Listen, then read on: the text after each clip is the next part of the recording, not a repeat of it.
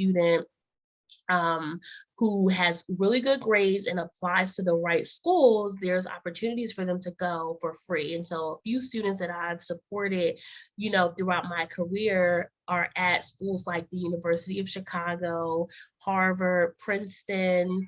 There are students at Wake Forest right here in the state of North Carolina for free, because they have these big endowments, they have lots of financial aid to give away. The student just has to get in, right? And then the other factor, if you are a first generation student, if you're a low income student, there's funding for that as well. So there's so many opportunities out there to be able to support students, but starting early is key.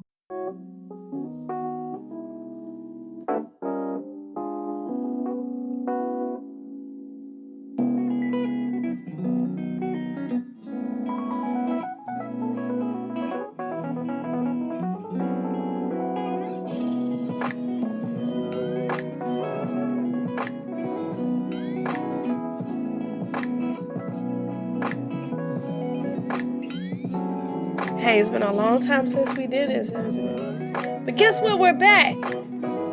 That's right, and I'm taking the wheel today.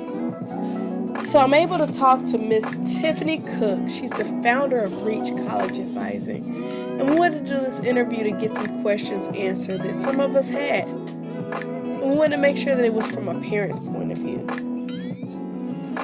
And know that we're talking to Miss Tiffany Cook, who's quite knowledgeable as it pertains to the college application process, financial literacy for young people as it pertains to going to college, and all around advising for collegians. So anyway, we're talking to Miss Tiffany Cook, the founder of Reach College Advising. Sit back, relax, and enjoy.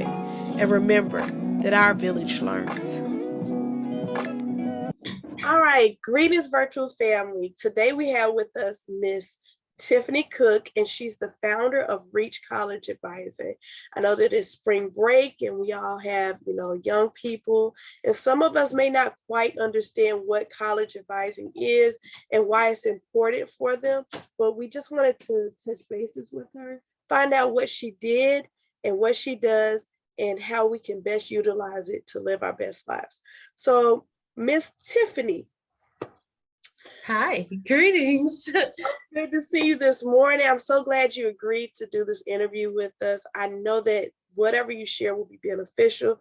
I know myself, I have a brood. I have quite a lot of kids, but I'm grateful because they're doing well in school, but college is one of those things where it's like, I really hope that I can prepare them to get there and what would be the best way for me to do it. So I'm glad you agreed to do this interview with us. If you could just give us a little background and how you got started and so on and so forth.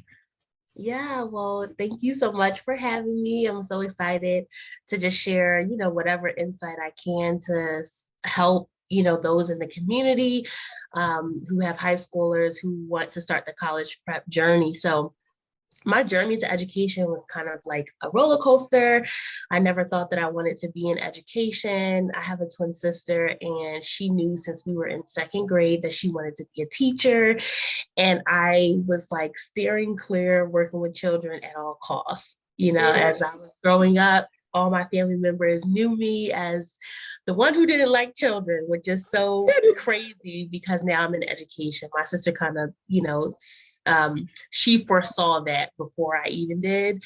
And so when I went to college, I went to Tuskegee University my freshman year, and I majored in business. And it wasn't until I started taking those business management classes that I realized it was extremely boring, and it was something that I probably couldn't do for 4 years. And so I ended up transferring from Tuskegee to Howard University, and I changed my major to communications, but I had to have a minor. And so I chose the minor in education.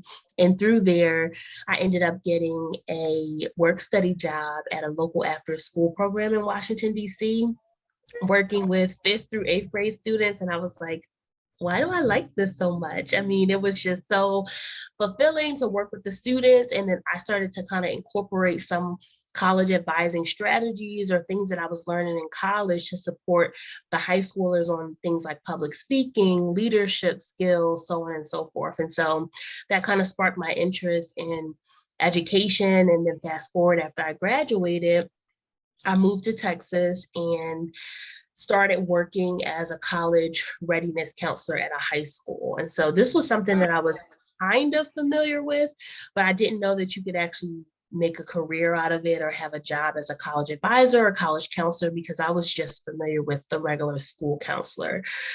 And so while I was doing that, I decided, hey, I'm going to go back to school.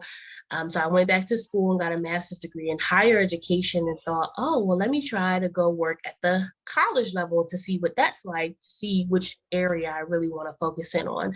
So I worked at the University of Texas at San Antonio for a couple years as a career counselor, and then also for a first generation mentor program at the college. And so while I really enjoyed working with the college level students and supporting them as they matriculated through the college process, I missed working with high school students.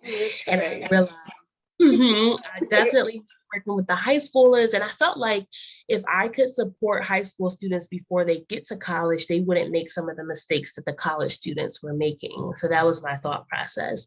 So from there, I ended up working as a college counselor in Texas. And that kind of opened up my whole world to this new phenomenon of college counseling, because it's really not something that every school has to offer students, which I'm sure we'll talk about a little later in the interview. So while I was in Texas, I worked at several high schools, and I was basically in charge of supporting the students from start to finish in the college application process. So that was like through applications, researching colleges, financial aid, scholarships, essays, all of that. In addition, I kind of took a liking to the students who were like really high achieving and helping them develop a strategy to get into like really top colleges. So over the last couple of years in Texas and now in North Carolina, I've been able to support students in getting into the Ivy League schools, getting into really prestigious colleges with a lot of financial aid to be able to go. So I started Reach College Advising after having a baby 10 months ago and wanting more freedom in my work space to be able to be home with her and still do what I love. And so that is why I'm here now. I was previously working in the high school here in North Carolina as the director of college counseling, and I loved what I was doing, but I knew that I didn't want to work 40 hours in a building and be away from my baby. So that is okay. When you were talking, I was just thinking about of course, like I don't know if I mentioned, I had a older son. He's about 16 and straight A student athlete, all those things. And I'm like, I want him to go to school, but I think back to when I was in high school and we didn't have college advisors. We had guidance counselors. Yeah. And I remember signing up because I was like, my mom was like, I don't know where you're going, but you're getting out of here. You're going to school somewhere. And I remember signing up for times and I never got to see the guidance counselor. Wow. They would call different ones out, but the strongest memory I have of actually seeing a guidance counselor, I went to her office and my mom was there. I think it was summertime or something before my senior year. And I remember sitting down and we were going over my grades, and I took it upon myself. I was like, I want to go to a 4-year school. These are the classes I'm going to need to take. And I would just sign up for them every year. So here I am senior year in her office. And she looks at me and she says, I don't want you to go to a university. And I'm just sitting there like, okay, is it a color issue? Why would you say that? And she was like, I think you should go to a community college. And I was like, okay. And I think back on those times and I'm like, if she had really truly explained, okay, you can go to community college, and since right now you're thinking you want to be a nurse, you can get your, LPN or RN degree, and then you could transfer to a 4-year school, I would have been kind of more receptive to it. But she didn't say that. She just said, I don't want you to go to college. I don't want you to go to a university. And I was like, oh my gosh. Wow. And those type of things are the things that maybe it's just me, but I know people in my era, we don't quite understand, what a college advisor is versus a guidance counselor. Are there any key differences that we could have in mind? Yeah, absolutely. Before I answer that question, what you said is so critical because I've worked with a lot of students who have said the exact same thing. Like my counselor didn't, invest in me, or they didn't have time for me. I didn't meet with my counselor till I was a senior in high school, which is like, oh my gosh, when you think about all that is a part of the college application process, starting as early as possible is key in that. So one, I'm sorry you went through that experience, but that is a lot of students' experience today, not because counselors don't mean well, but because they're so overloaded with the amount of students that they have to work with. So one of the key differences, a college advisor is not a certified school counselor. So when you think about a school counselor, they are certified and licensed to do social emotional support. There's like specific things that a school counselor does, making class schedules and, support groups that doesn't fall within a college counselor's realm. So college counseling is like a fairly new thing over the last couple years, where schools are realizing that the counselor to student ratio is so high that a school counselor is not able to really zone in and meet with students one-on-one to start the college process early, let alone in their senior year. So a lot of schools are, hiring college advisors to specifically work with students on the college application process. So that would be the difference. The college counselor doesn't work social emotional. Now, of course, as you're getting to know students, you're going to learn things about them, and you're almost going to be like a social worker as well, but you would refer those kinds of situations or crisis situations to the counselor. The college counselor works specifically with the college planning and preparation piece. Well, first things first, starting as early as possible is key. So I would say starting as early as ninth grade, thinking about college. Yes. And you know what? I did not start that early, which is why I'm on a mission to tell as many parents as possible, start early. And what I mean by starting early is having the conversation, one, with your parents about going to college. When you enter into ninth grade, it's like a different ball game. Your grades are really going to matter. What most people don't know is when the student actually applies to college in their senior year, they see grades 9 through 11 only. They don't see your senior grades until later. And so if you messed up your freshman year, your sophomore year, and then specifically junior year, because those are the grades that they really zero in on, your chances are going to be, limited in as to where you can go. So you want to start early in the process, kind of developing, for a ninth grader, for example, ninth and 10th grader, developing what you're passionate about. Like, what are the things that I'm really interested in? How can I create this kind of theme with throughout my high school and target all of my extracurriculars and, activities around what I'm most passionate about? Because here's the thing, the college admissions pool is getting so competitive because nowadays, some colleges are not requiring that you submit your SAT scores.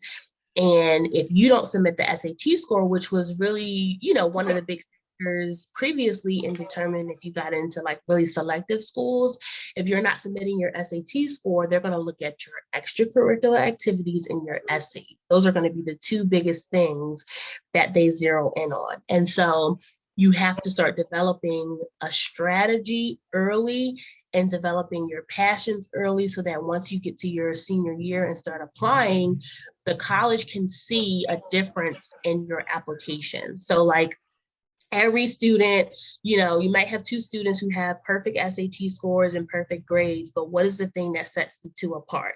It's going to be their compelling essays, and then who is really out in the community serving, who has developed some kind of project that they're working on in their community and it's impacting other people. Like, they're going to look for those little things to really differentiate who they let into the school. So the benefits of working with a college advisor is that you have one-on-one support the entire step of the way. So when I work with students, I'm starting with them from researching all the way to the point of enrollment in college. So they have constant communication and access to someone where they can ask their questions. I'm working on this essay. Can you look over it for me? I just applied to the scholarship. Can you support me in that versus having to schedule a meeting with their school counselor, waiting to meet the school counselor, and then potentially not having the opportunity to do that at all. So you really have like a one-on-one personal coach throughout the entire process. Wow. Oh my goodness. Oh my, I still can't get over ninth grade. So we have a lot of work to do because I have a sophomore now, and Lord willing, I have a freshman next year. So yeah, definitely have a lot of things to do.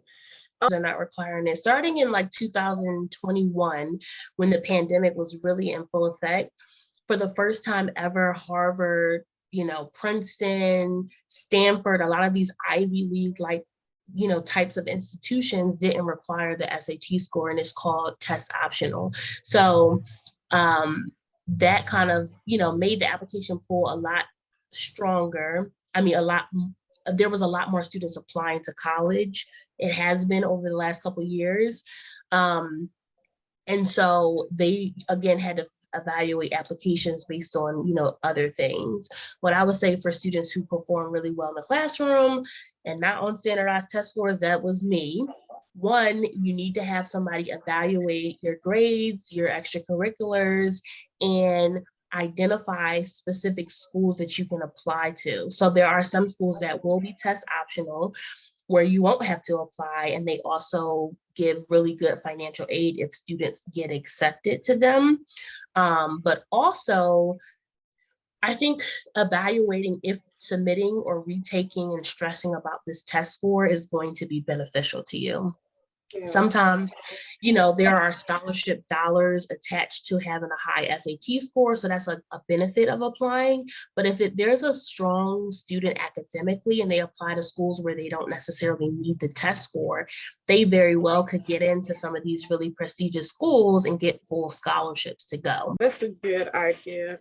I wish that I had thought of something like that. I really do. Me too. I was not a good test taker at all, but it worked out for me. But nowadays, if I knew what I knew now, I could have probably applied to like the bigger schools. I could have applied to some Ivy League schools and maybe got in. I don't know, but I didn't even have this information. Yeah, talk about it. But he participate in summer opportunities, summer programs, internship opportunities, volunteer opportunities. Like the colleges, even in the state of North Carolina, there's so many colleges here that have summer opportunities that are free for students to participate who are interested in STEM and architecture. Like NC State, for example, has a really, really well-known architecture program, and they may have a summer program that he could participate in. And let's say he gets in, he goes to the summer program and he realizes, I don't really like architecture, let me see. But I did like the part about, maybe he has developed another interest in like STEM or another interest in another area. So I think just exposure to opportunities is going to be the best way for them to kind of narrow it down. But I also tell students, like, it's not the end of the world if you go to college and you don't exactly know what you want to do. Because like I think the statistic is like some 60% of students change their major, which obviously you want them to go to school and like maximize the time and not be there for 5, 6, 7 years. But college is really the purpose of college is for you to be able to explore those different things that you're interested in. But working with a college advisor and kind of helping you connect with opportunities where you can explore those interests, I think kind of alleviates students going to college not knowing what they want to do.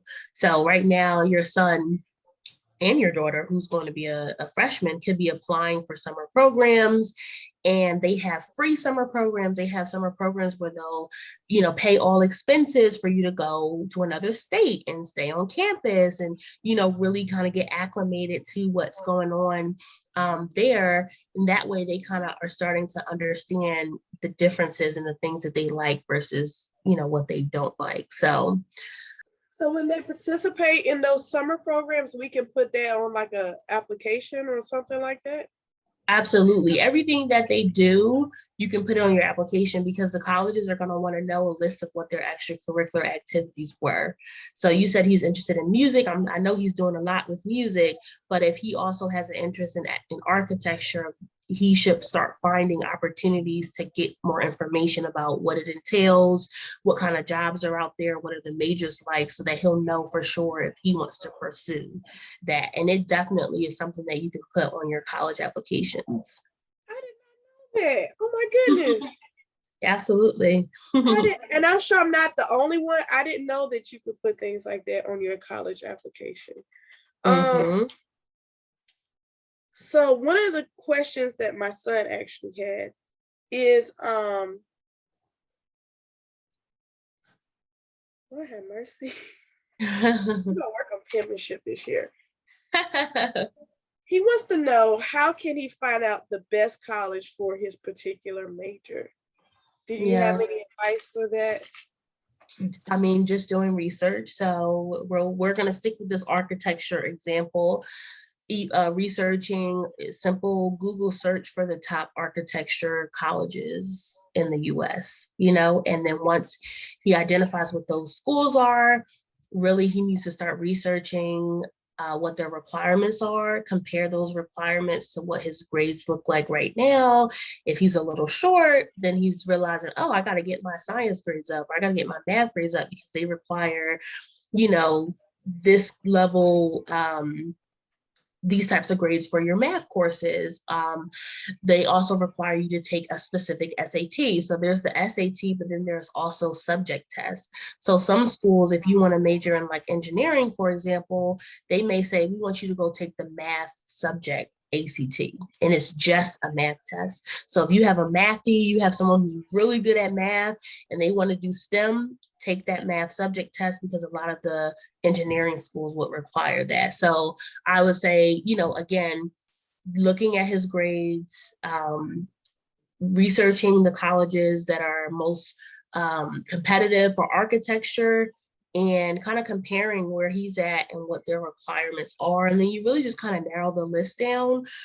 And to take that a step further, college visits. So if you can do local college visits, because again, there's a lot of colleges in the state of North Carolina, so maybe start visiting the ones that are here that have architecture programs, reaching out to the architecture departments to see if they have open houses or, specific days for students to come and learn about it, do a campus tour, talk to other students. And then if you can't physically go visit colleges, all the colleges have some kind of virtual visit opportunity these days since the pandemic started.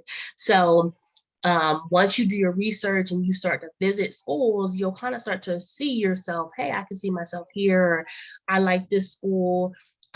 There's a thing that we call fit and match. So it's a fit for the student if it has like the social things that they're looking for, but that it's a match for the student if it matches your finances, if it matches your grades, your SAT scores. So those two go hand in hand. And when you work with a college counselor, they kind of help you to identify schools that meet like the fit and the match criteria together. Yeah. One of the things that he wanted to talk about was diversity. Is that something that he should consider in choosing a college or university? Like, that's up to him, right? So like it depends on diversity, what diversity is for him, and how important diversity is. And so I think there's like two parts to that question, because I went to a HBCU, and then for graduate school, I went to a Hispanic serving institution, right? University of Texas at San Antonio is considered a HSI because the population, there's more of a certain population than others, but there was diversity in that as well. Like there's diversity within an HBCU because not all Black people are the same. I met people from all over the world when I was at Tuskegee and Howard. And so that was a different level of diversity. But if you're looking for something that is like a melting pot of all kinds of people, that's something that you explore when you're researching and when you physically are visiting these colleges. So if he goes to UNC Greensboro, for example, and he looks around and he's like, there's not enough people that look like me here, maybe I wouldn't feel comfortable. Or he asked to sit in on a class and sees how, how's the class, because, high school students can do that as well. Sit in on a class with a professor, see how they're interacting with the students. Like, all of those things will kind of help him to kind of determine if he feels comfortable, if it's something that is going to be beneficial for him. I also will say that, the percentage of students of color at Ivy League schools is definitely a lot smaller. And so the student has to really have done their research and visited and know what it entails to potentially be the only one, in a class full of, however many. So definitely a lot of research involved. And if you can visit the school, that's going to be really important. And I'm writing this question down because I have met so many parents over the years who said, oh, they're just going to stay in state because it's cheaper. Yes, it can be cheaper, but also there are so many colleges out there for students of color, for high achieving students who come from big families. There's funding available. Like you said, your son is a straight A student, or he gets mainly A's and B's. If he applies to the right schools and gets in, he could go to college for free. Outside of state, inside of the state, it really doesn't matter. And so that's where applying to a smart list of schools is going to be ideal, because again, there are so many colleges out there that have so much money to give away. I think that as a parent, I know that the finance piece is always the biggest question for every parent. But I'm serious, if you have a high achieving student who gets really good grades, can score well on the SAT, or maybe not, applying to the right types of schools is the best thing for them. So your in-state colleges are always going to give you affordable options, but I always encourage students to look at some colleges out of state too, because there's diversity in that as well. Like, they need to fill their spots for out-of-state students. They need to fill their spots for minority students. There are some colleges out there who are saying we need more Black male students. So like, it's just so many opportunities out there. And that's why starting early is the best thing. The questions are, how can a student get noticed for more scholarships / full rides? Mm-hmm. And what's the best way to get as many scholarships as possible? I guess I'm trying to get scholarships like coupons now. Mm-hmm. So, okay, so we're focusing on any student can apply for a scholarship, whether you have a 4.0 or you have a 2.5. There are scholarships out there for everybody. In the most basic answers, doing simple Google searches, scholarships for juniors. They have scholarships for kids that play the flute. They have scholarships for kids who are left-handed. They have scholarships for kids from big families. They have scholarships for almost everything. So I think students starting in ninth grade should be applying for scholarships, because they will add up. And then by the time you get to your senior year, you have this big pot of like free money that you receive to be able to go to support your education. The other thing is local scholarships. So there's like national scholarships that students can apply for, but when you think nationally, they're competing with a larger number of people. If you could find local community scholarships, so the banks have scholarships. If you're a part of a credit union, they have scholarships. Burger King has a scholarship. All of these local organizations have scholarships. And so sometimes we tell students, we help them to identify national scholarships that they would be competitive for, but really we kind of zero in on those local community scholarships. Does the school that the student attend have an alum that has a scholarship there? Apply for that. Does your church have a scholarship? Does your parents' job have a scholarship? So all those local scholarships, they really add up. And sometimes the local ones don't have enough students applying, and they're kind of reaching out to the schools. Like I had somebody call me yesterday and say, hey, this school, only had one application in for this local scholarship. Like, can we get some more? So I would say those local scholarships are like the biggest benefit to supporting your education. And then the last thing I'll say is find out how can a student help out. We always talk about, obviously it's the parents' responsibility to support the student in going to college, but if your child has a job right now, making sure that they're diligent about saving a portion of their checks specifically for college, because not only do you have to pay for tuition fees, room and board, books, before you even get to school, there's the enrollment deposit, which can be in upwards of $500. And so there's a housing deposit. So if your child started in ninth grade and saved $5 a week or whatever, they would have money to pay for that enrollment deposit. They would have money to pay for their housing deposit, and that wouldn't come out of, their tuition money. Wow. I know. I guess I'm thinking about scholarships. We had okay, so I'm gonna get ready to date myself. We had a book like this that you would have to go to the public library, and I'd be flipping through oh my goodness, what am I gonna do? It just everything is online now. Thank God, because I'm if I had to do that book again, we're gonna have to sell cans or something. I cannot.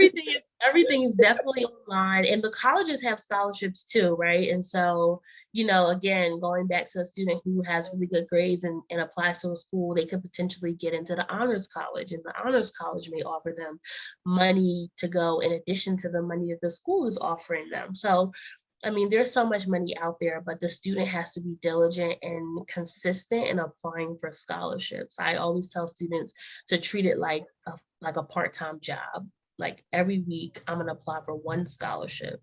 And if you have an essay ready, you probably can use that same essay for all your scholarships. And so it makes doing the applications that much easier. Oh wow. Do you have any I did do a little research and I saw that you had some freebies on your website.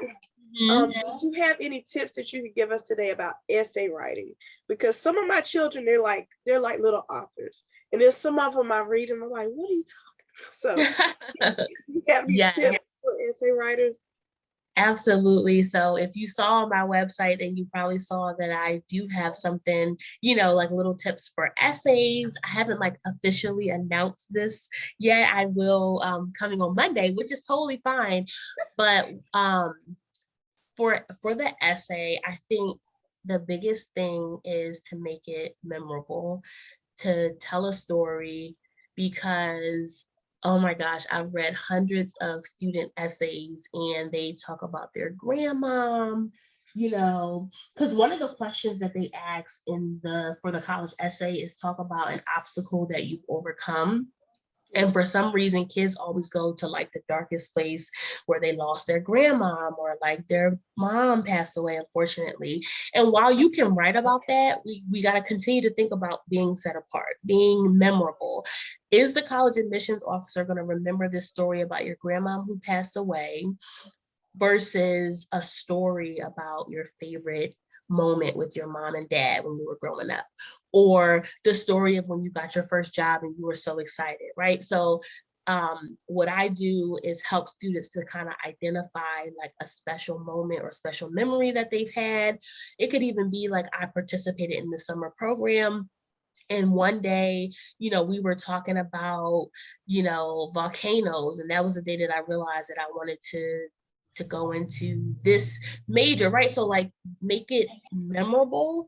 Also make sure that that it is in your voice, that it comes from you, not your parents. Because sometimes you can read essays and tell an adult helped you with this. This is too eloquent for a 16-year-old. And so those are my biggest things, just making sure that you get it edited multiple times. Yeah, I can understand. I don't want to be helicopter mama over here, but it's like you, as an adult, you understand the gravity and or you think you do of these opportunities, and you're like, look, we got to put this here, we got to put this there because you got to get it right. And they're like, They're Mom. like, uh-huh. Or I met someone who said that her and her husband hired a college counselor during their daughter's senior year solely for the fact that she didn't want the relationship between her and her daughter to be strained in her very last year of high school, where she wanted it to just be good memories and for her to really enjoy the mom daughter father daughter relationship. Because she said, I knew that if I said to my daughter, this essay is due at this time, like you better get it in, that she might slack with it, versus if her college counselor said you got to get this in, she was going to be more willing to get it done. So You said something about financial aid, and I'm not going to give my long anecdote story, but okay. financial aid at my school, Crazy. it was crazy. I was like, these are the people from the DMV they hired here, because they would be like, why are you here? What do you Uh-huh. want? And I'm like, this Mm-hmm. money is not coming out your pocket. I have to Mm-hmm. eventually pay it back. You said something about you would help the students um, freshman year financial aid or something like that. Did I hear correctly? When they get to college. Yeah. So yeah, so college advising is one thing, but then there's also this idea of persistence advising. And there's a whole group of people who work in high schools who their sole job is to make sure that the high school students are matriculating through college, because once they get to college, it's a whole nother set of social skills they need. It's a whole nother set of support they need. And so as a part of one of my packages, I do offer support for students in their first year of college. And that would look like me just checking in with them to see how they're doing. If they say they're struggling in their math class, hey, have you heard about the tutoring center on your campus? Or they say they're struggling and they may need to see a counselor, or they have a disability and they need a special accommodation. Like those are things that kids really don't know about. And once Yeah. they get to college, they're not seeking those services. So really that's the purpose of like just support, emotional support, and then connecting students to resources on campus, within their first semester. And the goal is that after that first semester, they would have kind of found their footing a little bit, and they would be more vocal to advocate for themselves. Because I'm really big on students like advocating for themselves, which is like a skill that I try to incorporate when working with students. Teaching them how to make a phone call to the financial aid office to advocate for more financial aid, or to email the admissions office to tell them that they're interested in the school. Like all these little things matter in the application process. Wow, I wish it was someone like you in my life my freshman year, I because know. it was so tough, and I felt like a little baby bird. They just dropped off, and I was just Yeah. supposed to find my way. And I'm like, where am I at? What am I Mm-hmm. going? But yeah, I think it's a beautiful thing what you're doing. I'm hoping you have much success. Thank Um, you. I know a lot of people, just the interview we've had so far, I know will help a lot of people, especially me. Because in the back of my mind, it's like, yeah, I want you to be successful, but that's a big chunk of money. How are we gonna do this? So some of the Mm-hmm. questions you've answered, even the scholarship thing, because all I'm thinking about is that book. I'm telling Yeah. you, I promise.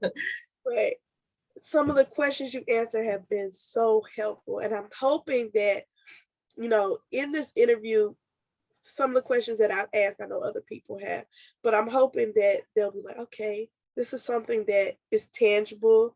Maybe we Mm-hmm. can get up, we can talk, and, it's hope for us, Mm-hmm. have access to information, or some people have information. They're like, shh, they don't want to Mm-hmm. share. So I think it's good. I love the concept. I love the way that it's going to help people and Mm-hmm. encourage them to go to school, even go to school out of state. Which the other Yes. thing, I don't want them to go out of state because that's my Yeah. baby. And of course not. Of course. But listen, I would encourage them to apply to some schools out of state just to see, what happens. But for you, being here in the state of North Carolina, there are some great colleges here in North Carolina. And if your children didn't apply to schools anywhere else, they would have wonderful options here. So no fret about that. Stay at home. You can do your laundry here. Mama will cook. It's all right. They'll be coming back for the weekend for sure to do their laundry and stuff. Yes, Yeah. well, hopefully. Okay. I know you said you have a 10-month-old, right? Yes. So how do you feel? I know you're probably not thinking about college for that little sweet baby, right? Listen, I just told my husband Charles yesterday that when she gets a little bit older, I want to take her on a college tour across the country, Lord willing, like to see colleges all over the place. So I'm always thinking about that for sure. Just like, Oh wow. yeah. So how old is she gonna be when you take her on this college tour? I want her to be old enough to like remember. So we got a couple years for that. Okay. But I'm talking about, 10 years old or 8, 8 or 9, like taking her to visit colleges locally first. And then as she gets older, we're gonna go out of state. And, just so she has options and she's able to identify like, oh, I kind of like the schools in the Midwest versus, in the South, or I really like the schools in New England, so I want her to kind of have different reference points. That's wonderful. That's wonderful. Lord willing. Lord willing, Lord willing. I think that's one of those things that I kind of wish that, and I love my parents. I should say that to the camera. I love you. Of but course. I wish that the people around me and my parents could have done more of that. So I would have had more of because you make better decisions when you're better informed. And I really, like I told you about the guidance counselor, I really was like, hey, I got to get out of here. I heard this name. Let me apply here. I heard this people, they're giving me a scholarship. So I guess I go there. I know. It's a beautiful thing to give your child to be like, okay, I want you to have more information to make a better decision. But you could do that. You and Brother John could do that locally. Like I said, there's so many colleges right here in our backyard, and they have free things going on for families on campus. Like you could take all of them to NC State for a STEM day, or, they could participate in the summer program, and they would be able to kind of see like, oh, this is what college is like. This is what I have to strive for to be able to get here. So there's like so many free opportunities available. Yeah, when the pandemic first started, I'm not ashamed to say there weren't any college kids on campus. So we would just go on college tours. We would get in the car and just walk around NC State. Yeah. Oh, perfect. You've already done that. Yeah. I'm like, who is this? Yeah, for sure. Thank you so much for having me. Thank you for your interview.